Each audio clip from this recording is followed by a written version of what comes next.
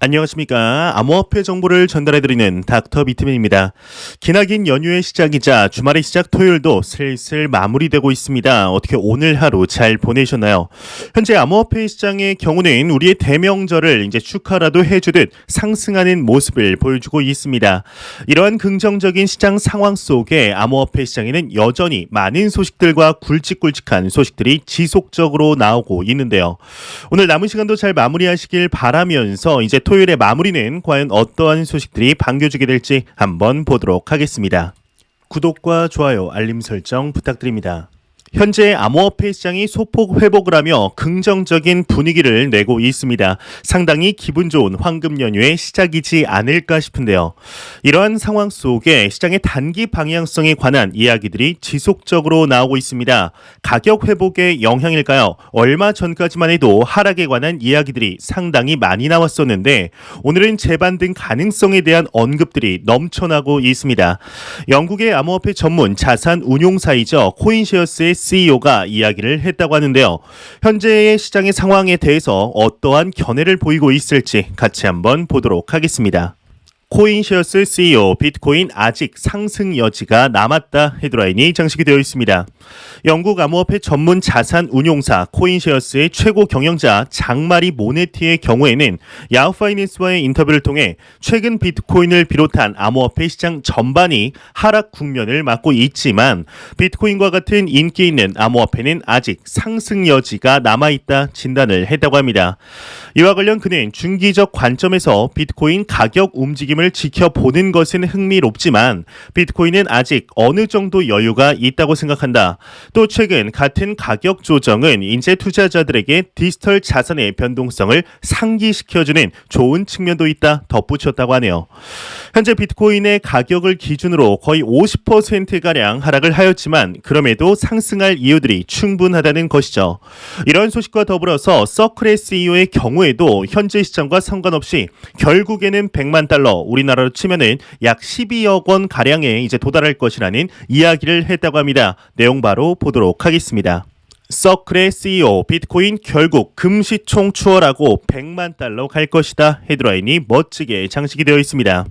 달러 연동 스테이블 코인이죠. USDC의 발행사 서클의 최고 경영자 제레미 얼레이어의 경우는 최근 비즈니스 인사이더와의 인터뷰를 통해 비트코인은 궁극적으로 금시총을 추월할 것이고 100만 달러까지 상승할 것이라 전망을 했다고 합니다. 이와 관련해서 제레미 얼레이어의 경우는 개인적으로 비트코인을 디지털 금으로 비유하는 것을 좋아하지 않는다. 금은 구시대의 유물이며 교환의 매개체로서 가치가 극히 제한적이다. 또 현대사회에서 금은 화폐의 한 형태로 유용하지 않다. 비트코인은 1993년 9월 인터넷 최초 그래픽 웹 브라우저가 나왔을 때를 연상시킨다.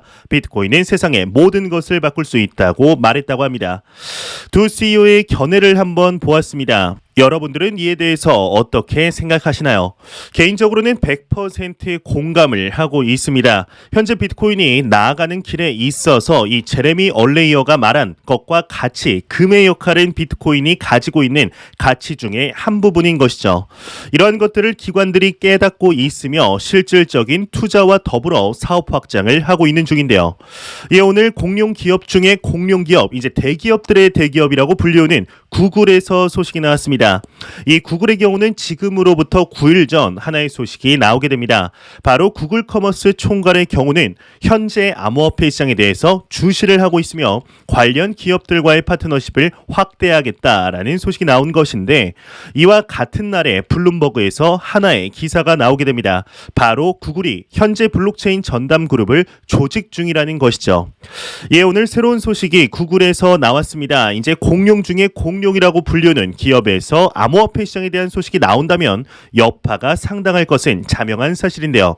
과연 어떠한 내용인지 같이 한번 보도록 하겠습니다. 구글 클라우드 디지털 자산 전담팀 구성한다. 블록체인 기업 지원하겠다. 헤드라인이 멋지게 장식이 되어 있습니다. 구글 클라우드 금융서비스 부문 부사장 요란데 피아자의 경우는 구글 클라우드 공식 블로그를 통해서 고객이 블록체인 기반 플랫폼에서 가치를 창출하고 거래 및 저장 서비스, 신제품 출시를 할 수 있도록 지원하는 디지털 자산 전담팀을 꾸렸다라고 밝혔다고 합니다. 이와 관련해서 그는 헤데라, 세타랩스, 데퍼랩스 등 블록체인 기업들은 확장성, 유연성, 보안성을 확보하기 위해 구글 클라우드를 선택했다. 향후 구글 클라우드의 디지털 자산 전담팀은 디지털 자산 및 블록체인 생태계 내 기업을 지원하기 위해 다양한 장기 및 단기 이니셔티브를 운영할 것이라고 강조했다고 하네요. 앞서 코인리스 측은 지난 20일 블룸버그를 인용하면서 이 구글이 블록체인 전담 그룹을 조직하고 있다 보도한 바 있었죠. 현재 시간이 갈수록 수많은 기업들이 암호화폐 시장으로 진출하고 있다는 소식들 정말 많이 접하고 있습니다. 어찌 보면은 2022년이 이제 1월이 채 지나지 않은 기간임에도 불구하고 나온 내용들의 중요도만 놓고 보자면 이번 연도가 암호화폐 시장의 작년보다 더욱 중요한 해가 될 것 같은 분위기들이 보이고 있는데요. 정말 2년 전, 3년 전만 해도 상상도 못했을 만한 소식들이 지속적으로 나오고 있죠. 이 구글만 하더라도 불과 4년 전에 자사의 플랫폼에서 암호화폐 광고에 대해서 전면 금지를 했던 기업이었습니다. 이랬던 기업들이 이제는 이쪽 산업에 진출하면서 새로운 먹거리를 찾고 있다는 것이 상당히 유의미한 일이 아닐까 싶은데요. 이번 연도 암호화폐 시장이 어떠한 방향으로 나아가게 될지 충분히 기대해보아도 좋지 않을까 하는 생각이 드네요. 이러한 소식과 더불어서 구글의 긍정적인 소식이 나왔지만 그럼에도 부정적인 소식들은 지속적으로 나올 수밖에 없는 것 같습니다. 최근 암호화폐 시장이 확장이 되면서 많은 국가들에서 받아들이려고 하자 이제 불안해진 것일까요? 국제통화기금이죠. IMF에서 많은 이야기들이 나오고 있습니다. 이제 이 정도면은 현재 비트코인을 법정화폐로 지정한 엘살바도르의 거의 저격수가 아닐까 싶은데요. 지난해 2021년 9월 당시 엘살바도르에서 하나의 소식이 나오게 됩니다. 바로 1억 5천만 달러 가량의 비트코인 신탁을 조성한 것인데 이 신탁을 조성한 이유는 이제 자국 내에서 비트코인과 미국 달러의 교환을 보다 용이하게 만들기 위해 조성한 것이라고 밝혔었죠. 하지만 오늘 이에 대해서 지금 당장 없애라는 IMF의 발언이 나와 화제가 되고 있습니다. 과연 어떠한 내용일지 같이 한번 보도록 하겠습니다. IMF 엘살바도르 1.5억 달러 비트코인 신탁 없애고 굳고 반환해야 한다 헤드라인이 장식이 되어 있습니다. AP통신에 따르면 국제통화기금 IMF의 경우는 현지 시간으로 금요일 엘살바도르가 비트코인을 법정화폐로 지정할 때 조성한 1.5억 달러 신탁을 없애고 이를 국고에 반환해야 한다 밝혔다고 합니다. 또한 엘살바도르의 공식 비트코인 지갑이죠. 이 치보의 가입 인센티브 30달러 제공을 없애고 소비자 보호를 위해서 원래 규제를 강화할 것을 권고했다고 하는데요. 이제 명령이 아니죠. 이 권고라는 것이 상당히 중요한데 일단 IMF의 총재인 크리스탈리나 게오르기 에바 총재의 경우에는 죄송합니다. 이름이 좀 어렵네요. 네, 아무튼 비트코인 변동성으로 인해 치보 원래되는 예측 리스크가 있다. 이 엘살바도르처럼 비트코인을 법정화폐로 지정한 국가에 대출을 제공할 건지 여부는 아직 결정하지 않았다.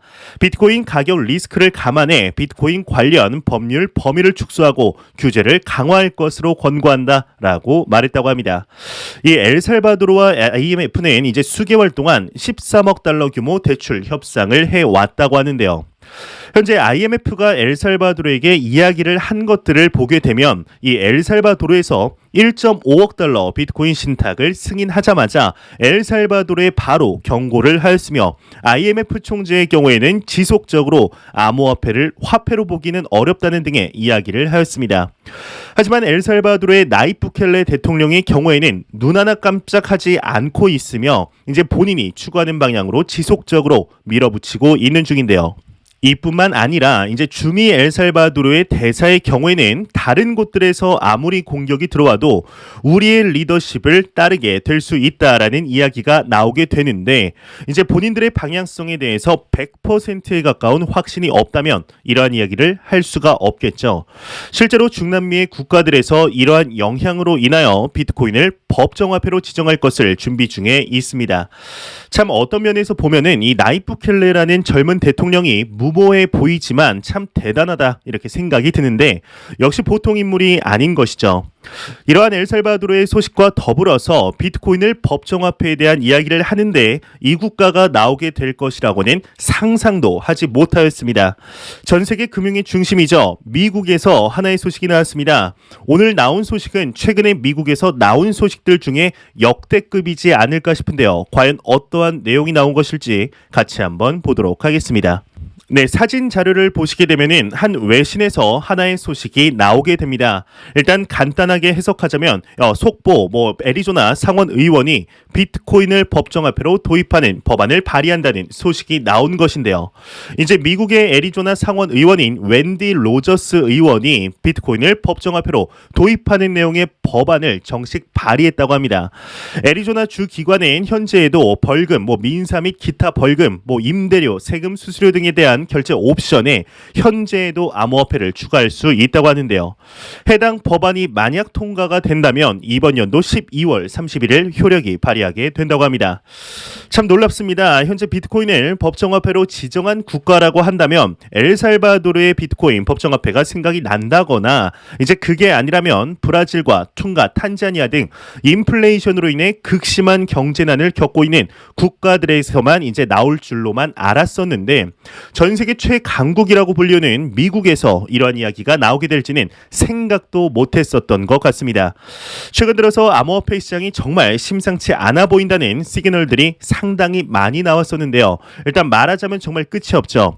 지난주 일요일 바이든 정부의 경우는 다음 달이죠. 2월달 디지털 자산 관련하여 정부 전략을 발표할 것이라는 이야기가 나올 뿐만 아니라 이제 어제이죠. 1월 28일 당시 암호화폐 시장에 대한 본인들의 기조를 확인이라도 시켜주듯 암호화폐 규제에 대해서 행정명령 준비가 나오게 됩니다. 이제 국가안보 차원이라는 것인데 또한 2주 전만 해도 암호화폐 시장에 대해서 전면 금지라는 기조를 보이던 이 러시아의 경우에는 4일 전 러시아의 재무부 국장에게서 암호화폐 시장을 금지하지 않을 것이다.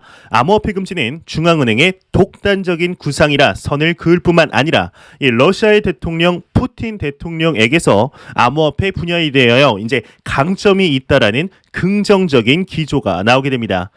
중앙은행이 아닌 재무부의 손을 들어준 것이며 어제 저녁에는 러시아에서 미국과 같이 본인들의 암호화폐 시장에 대한 인식을 다시 한번 확인시켜 주듯이 이 암호화폐에 대한 로드맵을 마련하면서 금지가 아닌 규제로 선회할 뜻을 명확하게 밝히게 되죠. 참 놀랍습니다. 2022년 암호화폐 시장에 대한 규제적인 완비가 이루어질 것을 어느 정도 예상을 했었지만 이렇게 가파르게 진행이 될 것이라고는 전혀 생각을 하지 못했었는데 이 규제라는 어감에서 나오는 이 부정적인 뉘앙스로 인해서 부정적이게 바라보시는 분들이 꽤 있으십니다. 하지만 암호화폐 시장은 탈중앙화라는 이름으로 나왔지만 이 중앙정부와 같이 가지 않는다면 성장에 큰 저해를 받게 되는 것은 어쩔 수가 없겠는데요. 현재 나오는 이러한 일련의 모습들을 보게 되면 이제 진짜 얼마 남지 않았다는 생각이 듭니다. 이 모두가 시장이 끝났다고 이야기를 하는 이 시기에 과연 시장에는 어떠한 바람이 불게 될지 앞으로 나오는 소식들이 기대가 될 수밖에 없는 것 같네요. 안 보고 가면 섭섭하겠죠. 마지막 크립토 공포 탐욕 지수입니다. 이 가격의 회복에도 크게 달라지지 않았습니다. 이 전날과 동일한 24포인트를 기록하며 여전히 극단적인 공포 단계를 유지하고 있는데요. 이 지수는 0이면 공포, 100이면 낙관을 의미하게 되죠. 오늘은 암호화폐 시장에 있어서 상당히 긍정적인 모습들이 보이고 있습니다. 물론 비트코인을 기준으로 전고점이었던 68,000달러 대비해서는 이 안타까운 가격대인 것은 사실이지만 지난주만 하더라도 이 3만 달러가 무너지니 많이 2만 달러에 도달하니 많이 했던 것을 생각해 보자면 회복의 기운이 암호화폐 시장을 조금씩 감싸고 있는데요. 현재 암호화폐 시장에는 우리의 생각을 훨씬 뛰어넘는 기회가 열려 있습니다. 현재 암호화폐 시장에 투자를 진행하시며 올바른 투자 철학을 바탕으로 장기적인 관점 투자를 진행하시는 분들의 경우는 지금의 계좌가 마이너스여도 상관이 없이 이제 그 어떠한 자산에 투자했을 때보다 큰 리턴을 받을 수 있으리라 100% 확신하고 있습니다. 이 모든 것의 100%는 위험하죠. 하지만 개인적으로는 그렇게 생각을 하고 있는데요. 정말 아무것도 정해지지 않은 백지 같은 시장 상황에 이제 막 그림이 그려지려는 시기 속에 우리는 투자하고 있다는 것을 사실을 잊지 않으셨으면 좋겠습니다. 이 몇 년 전만 해도 3,000달러였던 비트코인의 가격이 현재 38,000달러로 가격이 상승을 하였다고 해서 초기 시장이 아닌 것이 아닙니다. 이 단순 가격의 상승만으로 시장의 내재 가치를 판단할 수 없으며 이 시장이 얼마나 확장이 될 것인가를 면밀히 알아야 하는데요. 현재 비트코인이 나아가는 길에 있어서 다양한 성장 잠재력이 있습니다. 흔히 높아져가는 인플레이션의 해지 수단으로서의 역할, 이제 금의 자금들이 흡수되는 중에 있으며 이 채권을 샀는데도 이자를 받아도 모자랄 판에 이자를 지불해야 하는 마이너스 채권의 규모가 1경원이 훌쩍 뛰어넘습니다. 이러한 자금들 또한 암호화폐 시장으로 유입이 될 것입니다. 엘살바도르와 같이 자국 법정화폐가 가치가 낮아져서 이제 중앙정부의 신뢰조차 떨어진 국가에서 또한 비트코인을 선택할 수밖에 없을 텐데요. 현재 앞서 소개해드린 대로 이제 이번 연도 상반기 안에 미국에서 규제 프레임워크가 정해지게 된다면 미국의 영향으로 전 세계적인 통일된 규제 또한 자연스럽게 나오게 될 것이며 이는 시장에 대해서 지켜만 보았던 기관 투자자들과 고액자산가들의 포트폴리오 속에 자연스럽게 암호화폐 시장이 유입되게 될 것입니다. 이외에도 수많은 시그널들을 통해서 이 시장의 내재 가치, 펀더멘탈과 대비해서 규모가 얼마나 작은지를 확인할 수가 있는데요. 또한 현재 암호화폐 시장에 대해서 부정적인 기조를 보이는 대표적인 국가가 이제 중국의 경우도 과거에는 인도, 러시아, 영국 등이 같은 기조를 보였었지만 현재는 이러한 국가들 또한 시장을 암호화폐 시장을 받아들이려고 하고 있죠.